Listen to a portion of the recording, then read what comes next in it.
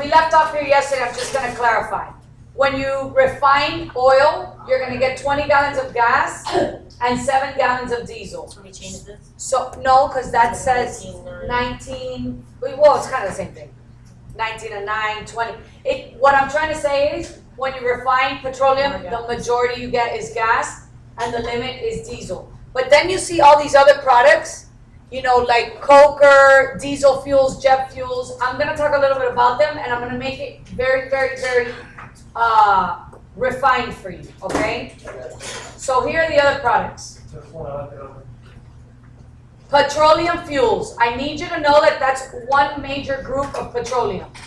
Any word like gas, diesel, jet fuel, words that you're used to, heating oils, they're all petroleum fuels. You don't have to write all these down, okay? I just want you to know petroleum fuels is one of the groups that we produce products from petroleum, okay? And again, you know these words. Any word with fuel, gasoline, diesel are petroleum fuels. I'm not going to try to confuse you and put words that you've never heard of. The next one is non-fuel. And this is where I spent a lot of time on because you don't realize how many products are made from petroleum. Or maybe you do, but most of every solvent, so paints, lacquers, thinners, they're made from non-fuels. Oils, lubricating oils. And I'm going to show you a whole bunch of pictures. And again, you don't have to write these down. You just put non-fuels. Waxes. Do you ever think of that? Your candles. What else is made out of wax? Crayons. Petroleum byproducts. Paraffin. Remember we use that for the lab? That waxy thing to cover the photosynthesis? That's actually, what's that? That picture right there. I don't know. What kind of goo? Use it in your house. Play-Doh. No. Wow, nobody knows. It's petroleum jelly. Oh, it's Vaseline. Vaseline. Petroleum byproduct, okay? What's that? Asphalt. Who said it? Our roads are paved with petroleum. That's a big deal. So when I tell you we don't have to worry about the car, that part is taken care of. These are the things you have to worry about. How are you going to substitute these thousands and thousands of products that we rely on petroleum to make and we're running out? Here's another one.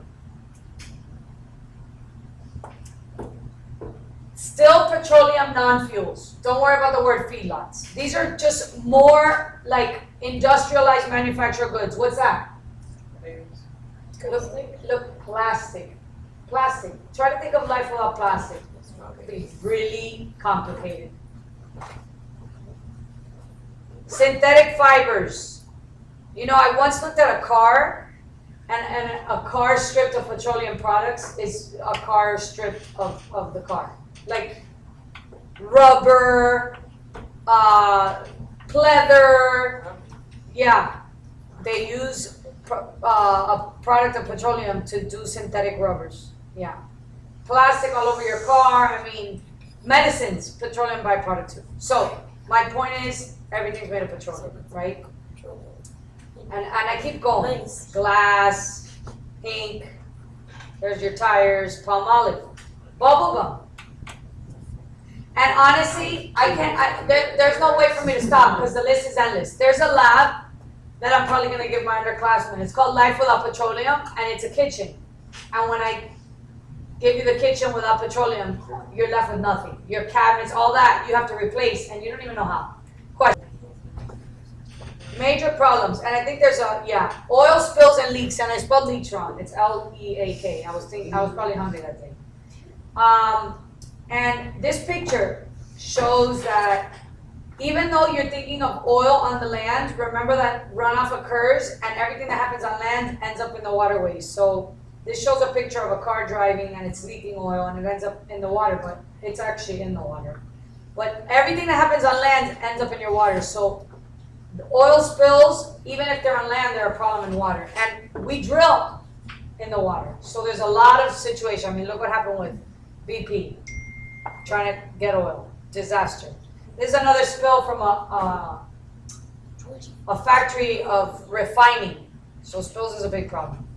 And this was a huge, these notes are old, this was a huge, not the biggest, but such a big oil spill. And then the biggest problem were the loss of organisms, because the oil is very hard to recover. I mean, did you ever hear that people were giving up their hair for the BP oil spills? Because they were going to lay hair on the ocean so it could absorb the oil, because hair tends to absorb oils. They didn't know how they were going to get rid of it, honestly. And it was just pouring and pouring and pouring out.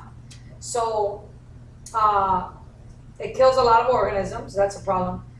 Obviously, burning of fossil fuels leads to global warming and acid rain. Same thing as coal and natural gas. Like a theory. It's not. And then, our biggest problem is, look at the pattern that's taking place in that map up there.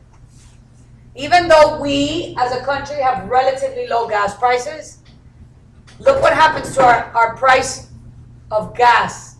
And look at the situations that are taking place each time. Because who has us? Who controls us? That. Yeah. My sister's boyfriend went to Europe and he said it was $11.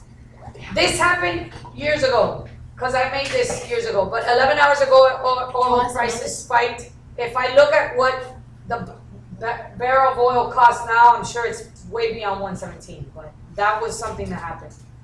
And then I had found a picture of a gas station at the time that was 419. This is about 7 years ago when they peaked. This is realistic for us now. I mean, and this is California. California's like at $7.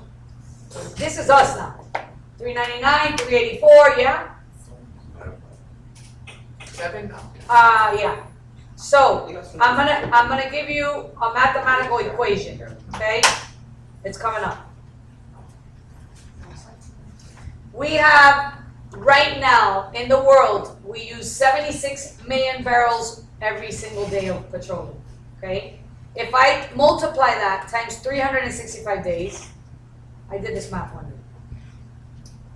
That's 27,740 per year. Million barrels, right?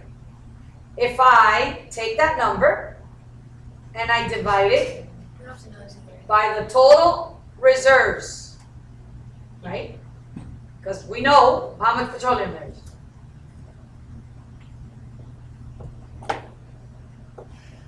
This is what we have left.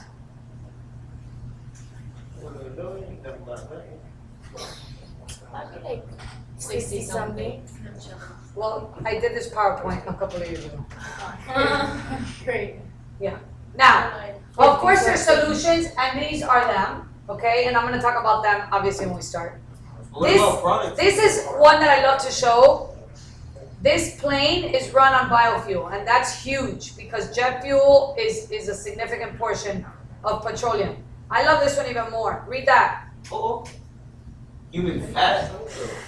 I think that's awesome.